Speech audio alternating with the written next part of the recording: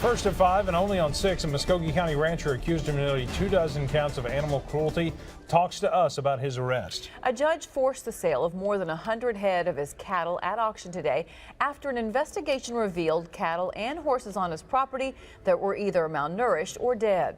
News on 6 reporter Melissa Hawks is live with our top story. Melissa? Lori Craig, today cattle which belonged to Dan McWilliams were sold here at the Tulsa stockyards. McWilliams was here as the auction was underway. He told me he doesn't believe he did anything wrong.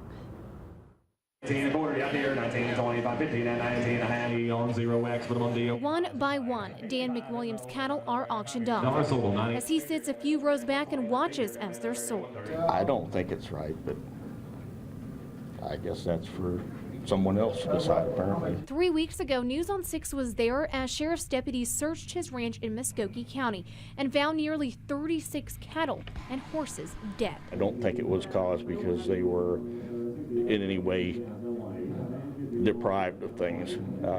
There's a lot of older animals. They're allowed to die on the property. Sheriff deputies disagree and say it's one of the worst cases of neglect they've seen.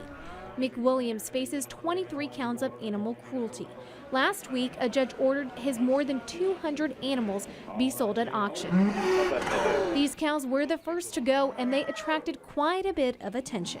Usually, cold weather means a smaller crowd at the auction, but there were about twice as many people here, many interested in McWilliams' cattle. I wanted to buy some of them and fatten them back out and give them plenty to eat and raise them babies. Rancher Bill Inhofe has been caring for the entire herd since they were found on McWilliams' property.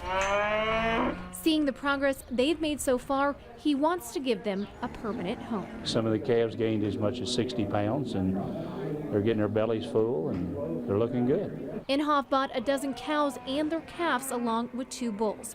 The others went to buyers who say they'll give them a good home.